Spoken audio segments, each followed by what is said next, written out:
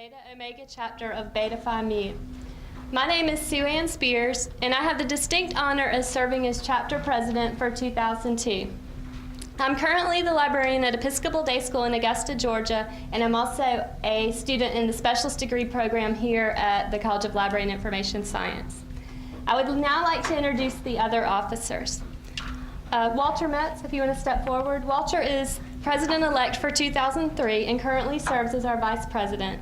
Walter is the program manager for the Office of the Governor. Martha Mason is our treasurer, and Martha is head cataloger at Thomas Cooper Library. Our secretary is Chloe Camerata, and she is a reference librarian at Richland County Public Library. Brett Barkley Barron is our immediate past president. Brett continues to support and advise the chapter as a member of the executive board. She is an asset to this group and continues to work very hard for Beta Phi Mu. And Dr. Nancy Zimmerman is our faculty advisor. Dr. Zimmerman is associate professor at the College of Library and Information Science. She has served on the National Executive Committee of Beta Phi Mu, and we would like to thank her for her constant encouragement and support to this group. I know she holds Beta Phi Mu very near and dear to her heart.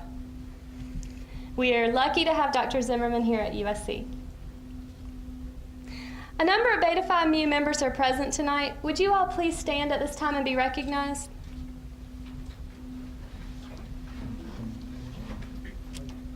Your continued involvement ensures the success of our chapter. I would also like to acknowledge Dean Fred Roper and the faculty and staff of Davis College. Would you all please stand and be recognized? Kind of the same group. Your knowledge and encouragement are the reason that this chapter thrives. Thank you. At this time, I would like to thank the family and friends of our initiates. It is important to mention that many initiates noted on their membership forms this year that they wish to give many thanks to their family, friends, and faculty for all the support and understanding that it took to get them through their degrees. Beta Phi Mu strives to promote scholarship, research, and leadership. Tonight, we are gathered here to honor a group of Davis College graduates who have excelled academically and exhibit qualities of leadership in the library world as well as in their own communities. What makes Beta Phi Mu members unique? As I read through the information submitted to me by the initiates, I noticed a trend. Although these ladies and gentlemen have very diverse interests and work in a variety of sectors in the library world, they have one true thing in common. That is a dedication to academics, which paves the way for leadership in our profession. As a group, Beta Phi Mu members are known to excel in scholarship, service, and leadership. I often see other members at professional development workshops, conferences, and literacy-related events. I also talk with them on electronic discussion lists very frequently. Beta Phi Mu Honor Society members demonstrate a quest, and that's a quest for knowledge, excellence, and professionalism with others. We are here tonight to honor those Beta Phi Mu leaders of the present and the future. One measure of scholarship is the ability to communicate both verbally and in the written form. Each year, the Beta Omega chapter sponsors an essay contest. This contest is held to encourage students at Davis College to write a formal paper on a topic related to the library and information science profession. This year's topic was centered on ethics in the information society, and at this time, I'm very pleased to introduce Essay Award winner Linda Lyzen.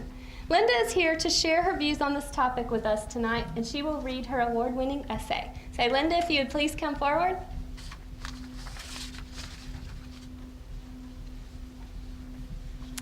Good evening. It is a different world today.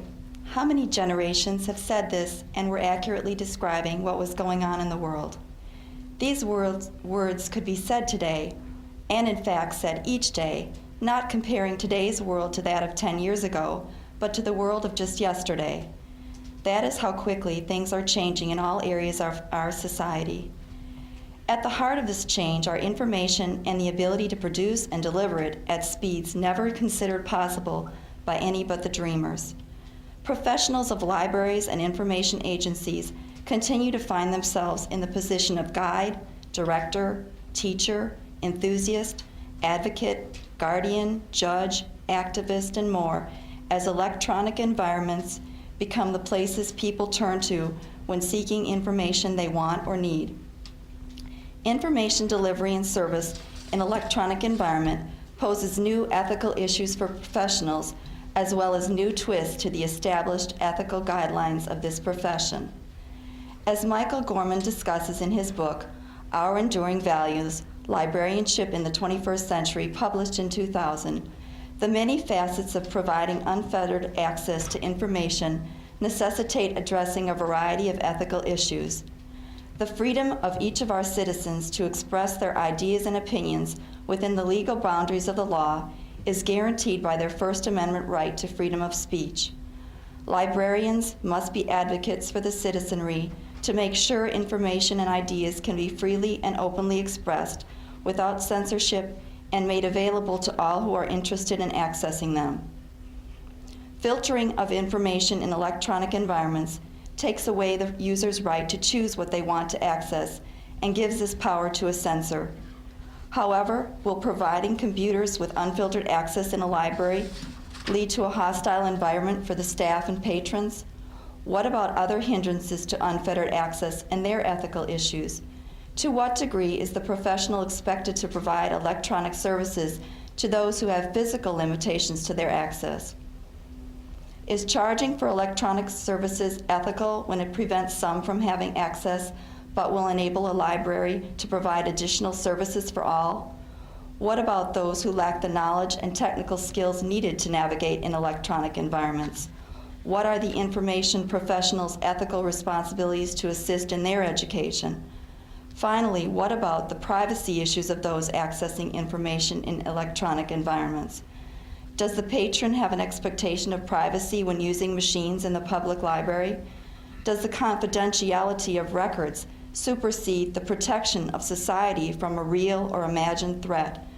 Will a breach of confidentiality undermine the trust of patrons seeking sensitive materials? These are some of the dynamic ethical matters information professionals must confront every day. The issues of unfettered access aside, there are still other ethical concerns to be considered relating to information delivery and service in electronic environments. When providing information electronically, the reliability of information produced must be considered. The potential for inaccurate information to be spread quickly is huge. The fact is that there is no governance or control of the internet, and anyone who chooses to post information there is free to do so. That is as it should be, but must be considered when using information delivered via the internet. Is the information professional delivering correct information? Has the information been changed inadvertently or deliberately? The professional must deal with the ethical issues of providing information to which he is morally opposed. And then what of the rights those publishers on the internet have to their works? Is information professional assisting in the theft of another's work? Intellectual property rights must be protected when delivering information in electronic environments. As information professionals attempt to fulfill their roles in the preservation of information, they face many ethical issues due to the ephemeral quality of electronic environments. Will the information be accessible tomorrow?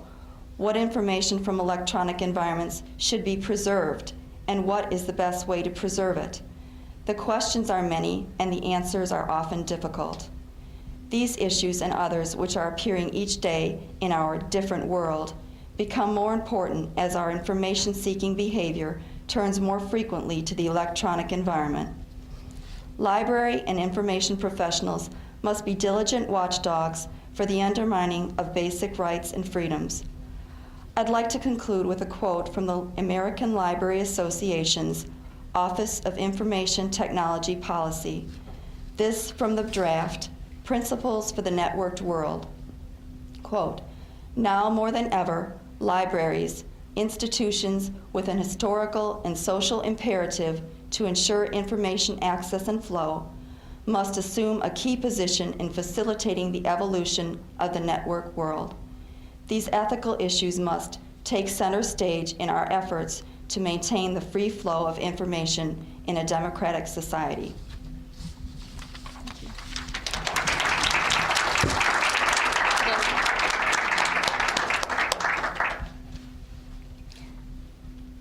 like to thank Linda very much for sharing her essay with us, and she will be presented with a monetary award tonight for her hard work. Hopefully she will be able to use that to further her professional development in some way.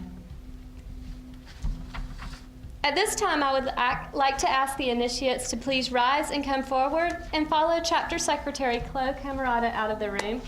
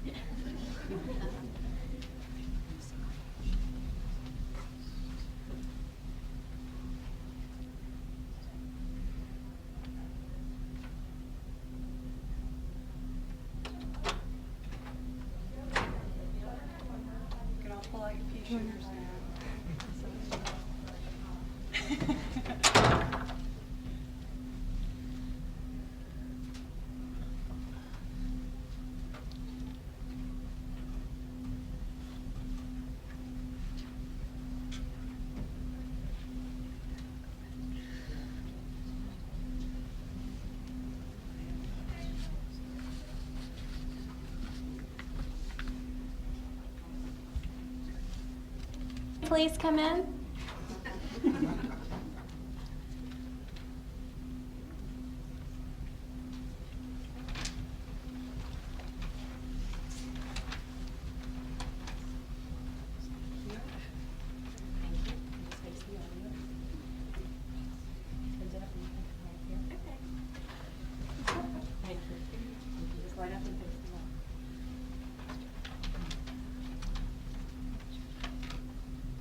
These initiates have been declared eligible for membership in Beta Phi Mu by virtue of their superior scholarship, their character, and their professional promise. They have been recommended by the University of South Carolina College of Library and Information Science for this recognition. The initiates may be seated.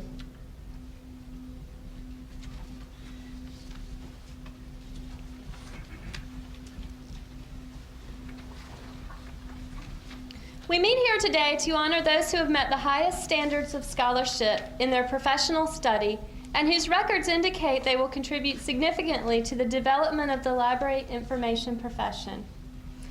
The obligations of membership in our International Honor Society include a continuing interest in research, scholarship, and leadership. In an information society, we expect that the most talented professionals demonstrate a willingness to use their talents in service to that society. In accepting membership in Beta Phi Mu, you commit yourselves and your talents to the promotion of the best in scholarship and service. In order that you may understand our common purposes, our president-elect will explain our commitment to scholarship.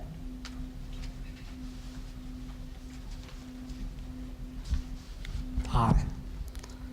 Since its inception in 1949, Beta Phi Mu has promoted scholarship through the maintenance of high standards for admission to its ranks through publications distinguished for their content and design, through important lecture series in its chapters, and through the provision of scholarships. Our society has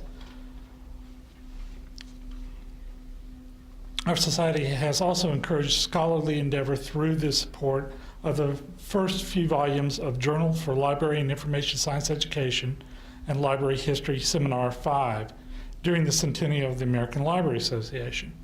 Our Beta Phi Mu monogram and our lecture series continue this tradition. Our name, Beta Phi Mu, contains the initials for the Greek words which can be translated librarians or guardians of knowledge. However, our purpose has always been broader than that of preserving scholarship alone. The purpose is indicated by our slogan, the dolphin and the anchor, on the Phoenician printer. And this name, believe me, this is where I have to make my aside. I actually contacted Lee Levinas's law clerk and asked this Phoenician the proper pronunciation of this name.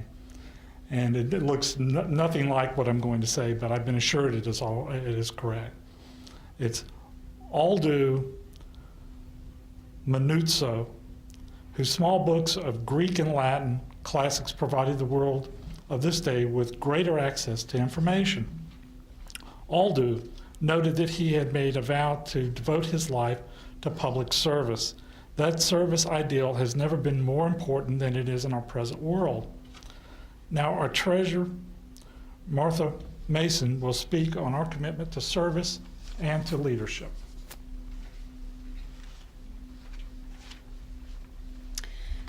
Our motto indicates that service to others is one of our major commitments.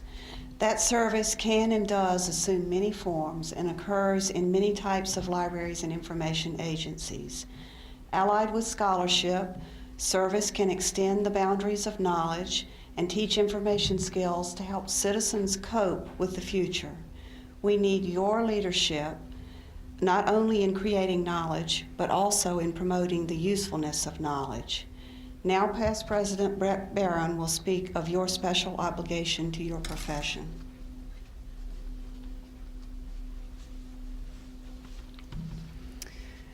Those who have the potential for scholarship and service have a special obligation to develop leadership for their profession. Since your scholarship has already been demonstrated, more can be expected of you than of others. In all periods of history, the demand for leadership has been greater than the supply. This is also true today. An information society requires specially gifted persons to provide solutions not only to the technical, but also to the human problems. From you, we expect our future leaders to emerge. In Beta Phi Mu, we look forward to working with you in achieving our common goals.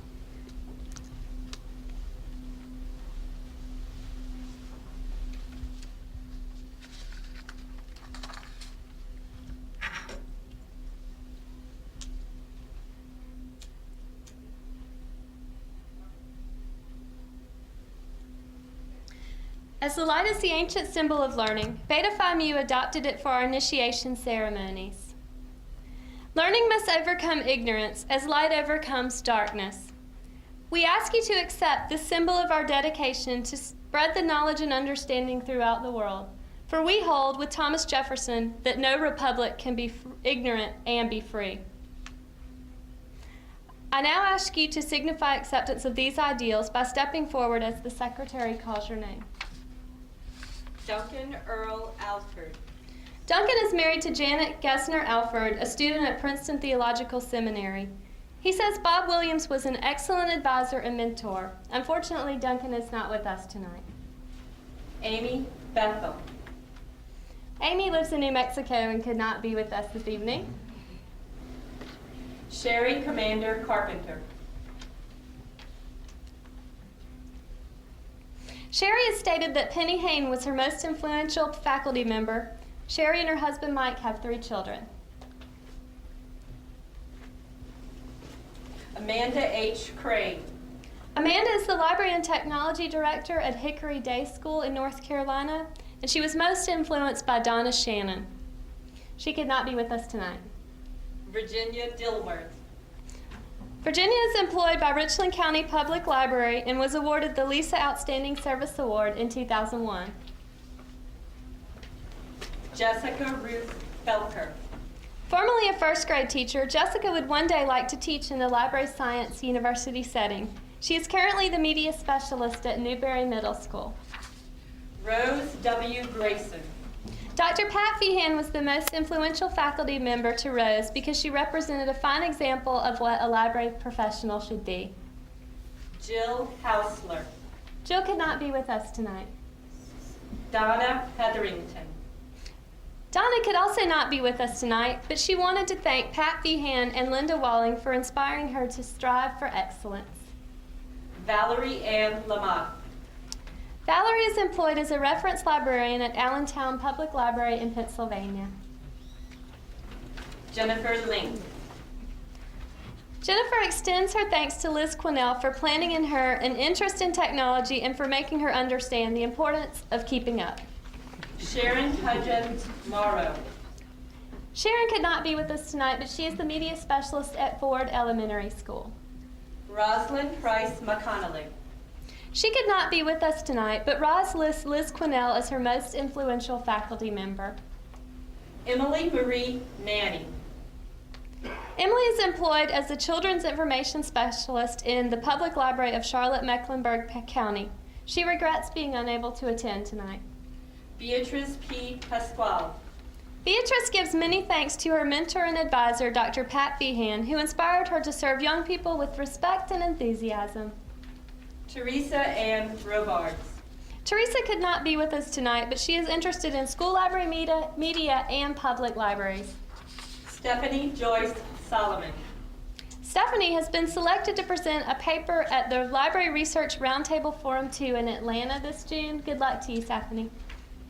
Meredith Brooke Southard. Meredith is a past winner of the Fred D. Roper Silver Anniversary Scholarship. She could not be with us to attend the ceremony tonight, but Meredith wanted to thank Bob Williams and the rest of the Davis College faculty and staff. Mary Rebecca Sparks. Mary is the media specialist at Alice Drive Elementary in Sumter, South Carolina. Brian Surratt. Brian is a former winner of the Beta Phi Mu essay contest.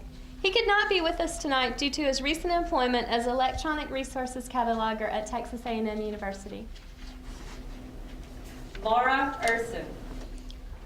Laura is the science librarian and reference coordinator at the Owen Science and Engineering Library at Washington State University. Brenda Jean Vest. Brenda is employed by the Charleston Public Library and maintains an interest in continuing education and training for public library staff. Brenda could not be with us tonight. The initiates who could not attend tonight will receive letters of congratulation in the next few weeks, and all of you will be featured in our chapter newsletter that will come out late this summer. Our next official Beta Phi Mu meeting will be next Friday, March 8th at 8 a.m. at the South Carolina Association of School Librarians Conference in Charleston, South Carolina. Dean Roper will be there to give us the annual State of the College address at that time. I hope to see many of you there. I would personally like to thank the faculty and staff of Davis College for their participation in the selection process, and I would also like to thank them for all that they have done for us both as students and alumni. Thanks so much, all of you, for coming tonight. That concludes our ceremony. At this time, you may congratulate the initiates. Thanks for your time.